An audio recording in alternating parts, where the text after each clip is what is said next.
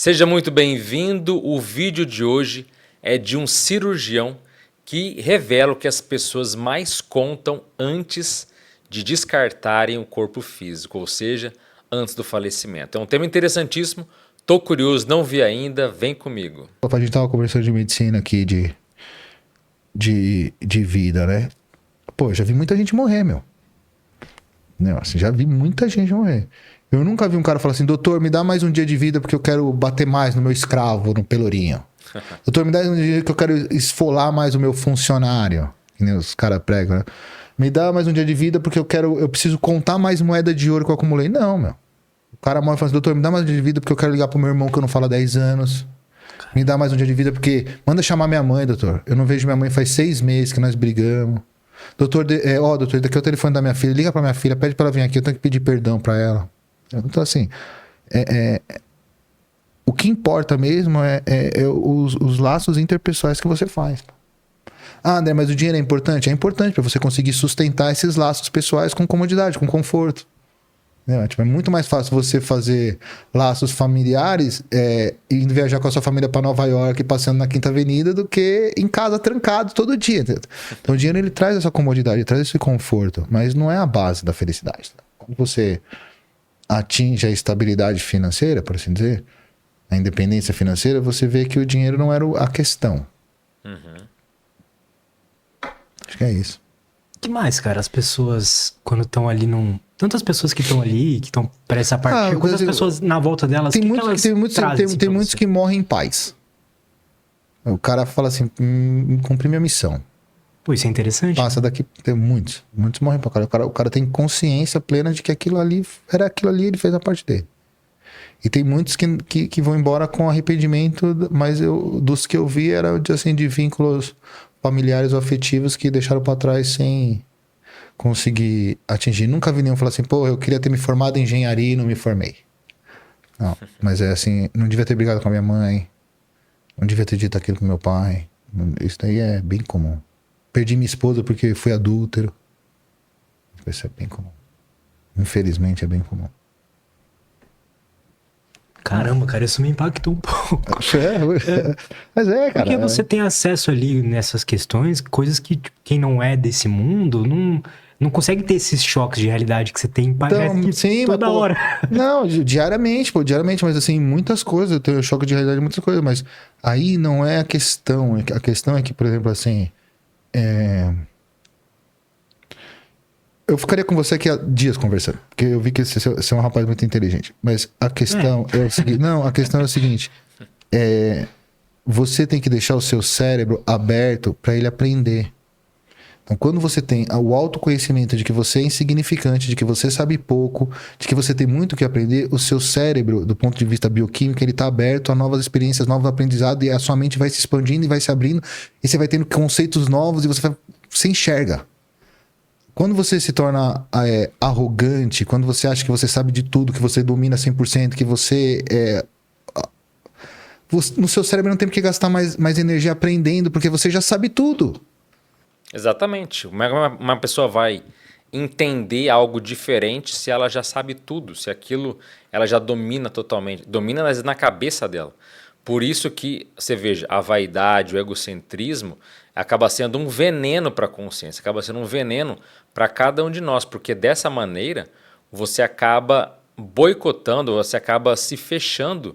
Isso é chamado fechadismo da consciência. Você fica completamente alheio a realidade e pior, as verdades, justamente uma postura mental tua.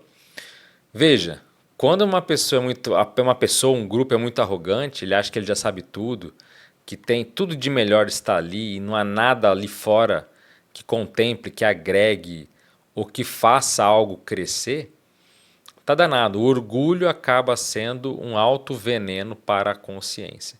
Então, em vez da libertação, do novo, do aprendizado, da expansão daquele ser, ele vai colher o quê? Apenas aquilo que ele já identificou como verdade. E na hora da passagem, na hora de descartar esse corpo, você veja que isso daí tudo conta.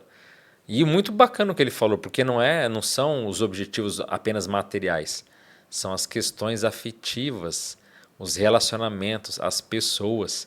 E isso é o que de fato mais marca os indivíduos como um todo, independentemente do nível de maturidade que essa pessoa tenha, né? Mas tá muito legal, vamos continuar. Entendeu? Então, assim, você tem que estar aberto, porque o conhecimento ele vai chegar até você. Assim, né, o seu choque de realidade chegou sobre a finitude da vida, digamos assim. O seu choque de realidade sobre a finitude da vida chegou na área médica, sim. O meu chegou porque você veio aqui no meu podcast. Entendeu? Então, assim, o conhecimento ele vai chegar para você. Verdade. A questão é assim, eu estou aberto a esse conhecimento ou não? Ou quando esse conhecimento chegar, eu vou estar fechado em preconceito, em alguma coisa e não vou adquirir esse conhecimento que está vindo para mim. Assim, pensar na finitude da vida, assim, a morte é uma realidade. Acho que às vezes a gente tem um pouco de medo até de pensar nisso, assim. Sim. Não é nenhuma questão de, tipo, é um mecanismo de defesa do organismo. Né? Por exemplo, assim, se a gazela na África ela ficasse pensando que o leão vai comer, ela não viveria. Porque ela, entendeu? Assim, então, assim, isso daí é um mecanismo de defesa cerebral. Mas tem um exercício super interessante que você pode fazer um dia. Se você fizer, você vai ver. Você me liga e você me conta se você gostou. Mas, por exemplo, você pega aqui, faz assim, você já...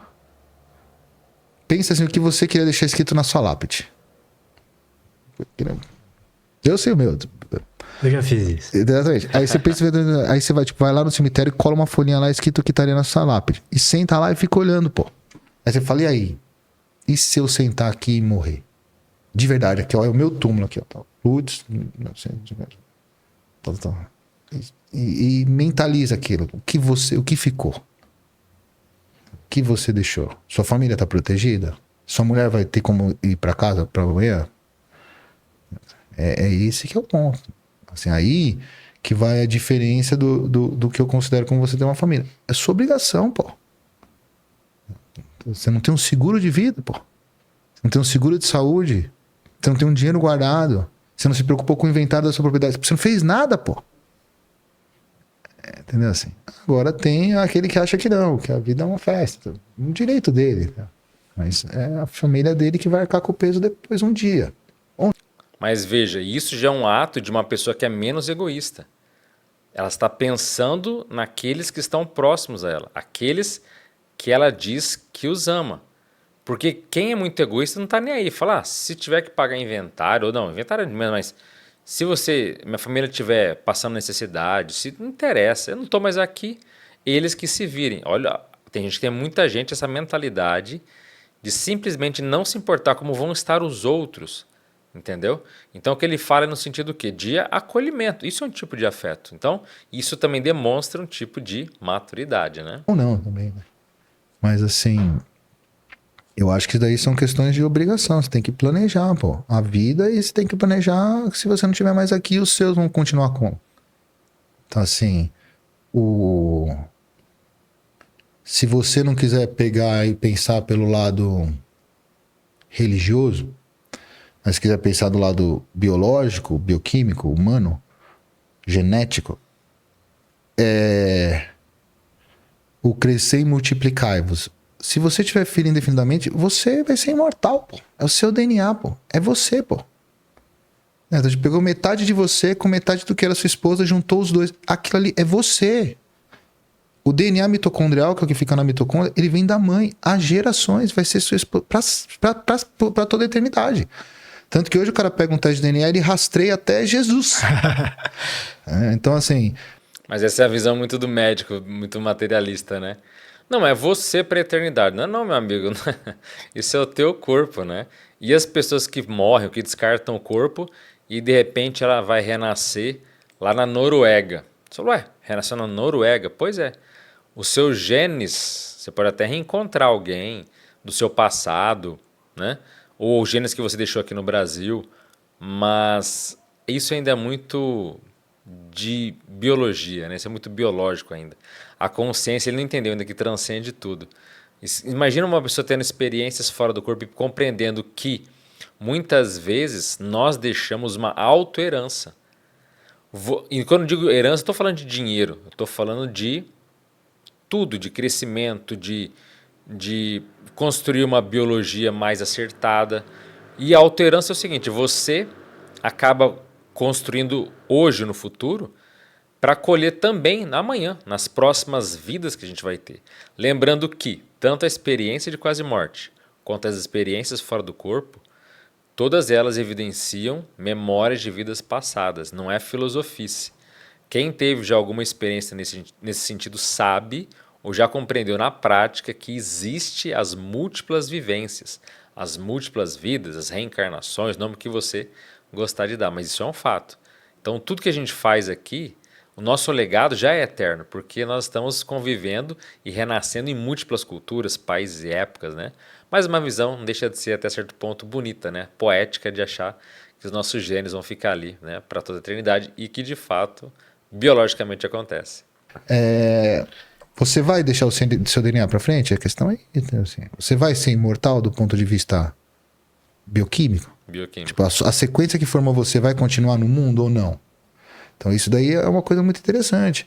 Às vezes, por exemplo, você dar um salto pequeno não significa nada pra você. Assim, o meu avô, por parte de mãe, era do interior do sertão do Ceará, pô. Tinha uma fazenda enorme de seca. Minha mãe passava necessidade, entre aspas. O meu avô fez minha mãe estudar, pô. Atravessava o açude a nado pra levar ela pra estudar. Ela andava 2, 3 quilômetros pra ir, 2 quilômetros pra voltar com 5 anos de idade. Caramba. Meu avô viveu no sertão. Minha mãe virou médica. Eu tenho iate.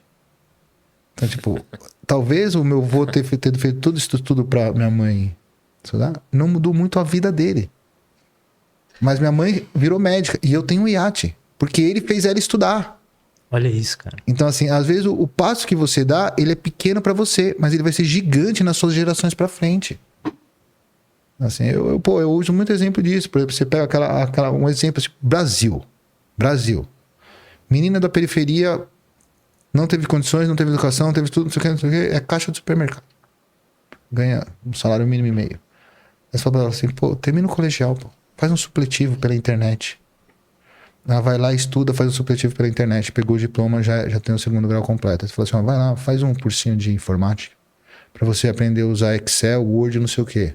Aí ela é a melhor funcionária, terminou o colegial, faz Excel, Word, não sei o quê. Ela vira gerente daquele supermercado. Como gerente daquele supermercado, ela vai pagar a faculdade do filho, que vai estudar em colégio particular e vai fazer faculdade. O filho vai dar uma casa pra ela. E vai ser formado, vai ter uma geração pra frente. Então, assim, às vezes, só que você tem que fazer, pô. Entendeu? Assim, tipo, se ela continuar como caixa de supermercado e ela não estudar, ela vai morrer como caixa de supermercado. Por isso que também tem pesquisas que mostram que o maior arrependimento das pessoas antes da morte e também depois dela é por aquilo que ela não fez. Já ouviram falar disso? O arrependimento magno, eu já vi, inclusive teve uma matéria que eu divulguei uns anos atrás, que falava justamente isso, os 5 maiores arrependimentos da pessoa antes da morte. E depois eu até fiz um texto dos 10 maiores arrependimentos após a morte.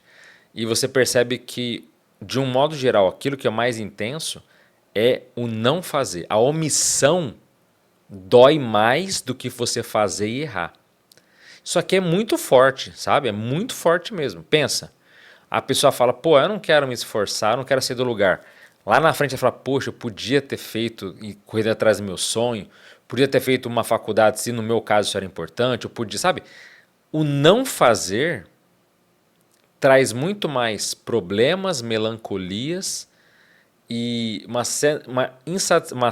sensação de incompletude existencial da vida do que a pessoa fala, pô, eu tentei tal coisa, me quebrei a cara, não deu certo. Mas você tentou, você foi lá, você correu, entendeu? Por isso que, do ponto de vista evolutivo, não do corpo, não da biologia, mas da consciência que transcende a matéria, a realização, a produtividade é muito importante. Não vai dizer quem você é ou para onde você vai na vida após a morte, mas isso conta muito no ponto de vista da satisfação e do sentimento de completismo, de completude íntima, o que é fundamental, inclusive para dizer, para datar, para destinar para onde nós vamos após a perda, após o descarte desse corpo, entenderam? Aí eu pergunto para você, você se arrepende de algo que você não fez? Olha, essa pergunta vale o teu dia, a tua semana, quiçá o teu ano, viu? Entendeu? Eu vejo que pra você, assim, até pela história da tua mãe e pela tua rotina, assim, o estudo é um pilar mais do que principal, assim, né? É uma base. Eu acho que assim, é a base mesmo. Eu acho que é família, educação e saúde. Família, educação e saúde. É o que eu vejo todo dia. Olha, muito legal aqui o relato, né, do doutor. E assim, quando a gente quer transcender, quando a gente quer acelerar a evolução, não basta, claro, a técnica que ele deu é ótima, né, de você pegar uma lápide, colocar aquilo que você quer e ficar pensando, e se fosse eu? Porque isso dá o quê? É uma estratégia muito inteligente e interessante pelo chamado senso de urgência. Quando você se imagina, quando você vê uma lápide e pensa, e se for esse eu agora indo aqui para debaixo da terra? A pessoa fala, opa, preciso agilizar, preciso fazer uma coisa, preciso correr atrás do tempo perdido, se for o teu caso. Mas o senso de urgência mostra, olha, eu preciso me organizar, que ele até citou, organizar minha vida, organizar minhas relações, organizar as pessoas pelas quais eu convivo ou tenho algum tipo de mágoa, né? Veja, você pode até se reconciliar, você pode até perdoar alguém, mas não significa que você precise voltar a conviver com esse indivíduo. Tem gente que confunde perdão com nova convivência. Não precisa ser assim. Mas esse ajeitar, esse organizar, esse olhar com carinho para as suas relações, perdoar quem tiver que perdoar, não quer dizer voltar a conviver. Tá? Você tem o direito de ter a distância saudável, que é muito importante e muito positivo em várias coisas. Ó, com essa pessoa aqui nessa vida já deu. Mas eu não guardo raiva, não guardo mágoa, não guardo nada. Mas só, saturou, já deu. Né? Quem sabe numa próxima, se for o caso. Mas isso é tratar de si próprio. Isso é cuidar do seu próprio mundo íntimo. Porque o próprio Lutz falou, nossa, a gente às vezes fica com medo de pensar com esse negócio de morrer, como se fosse atrair, como se fosse trazer algo negativo. Nada disso. Eu estudo experiência fora do corpo e experiência de quase morte há tantos anos. Não morri por causa disso, quer dizer, isso é muito medo, isso é o medo da morte, isso é o receio. A gente pode lidar sim com todo tipo de ideia que transcenda a matéria, sem ser de modo sombrio, mórbido, evocativo ou doentio. Evocativo no sentido, né, de evocações patológicas, negativas, não precisa ser assim. Então, acho que o recado maior que ele dá não é o pensar na morte, mas assim, é pensar naqueles que te cercam, nas relações que você está nutrindo ou intoxicando de acordo com o modo que você leva a sua vida. Aí eu quero saber, de tudo que você fez até agora, tem algo que você ainda, se você morresse hoje, você se lamentaria? Pelo que você não fez, eu já citei agora há pouco, mas assim, o que deixaria sua vida ainda incompleta? É a falta de um filho? Para algumas pessoas pode ser. É a falta de um livro? É a falta de uma vida social? A vida de uma companheira ou de um parceiro? O que você sente que sem aquilo a sua vida fica incompleta? Detalhe, não vale apelar para dinheiro.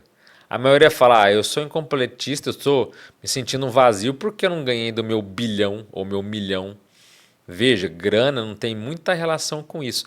Tanto que nas experiências de quase morte, nessas pessoas que passam por um acidente e se veem fora do corpo, né, na marra, você não vê ela citando, eu voltei para a minha vida porque ninguém podia cuidar da minha conta bancária.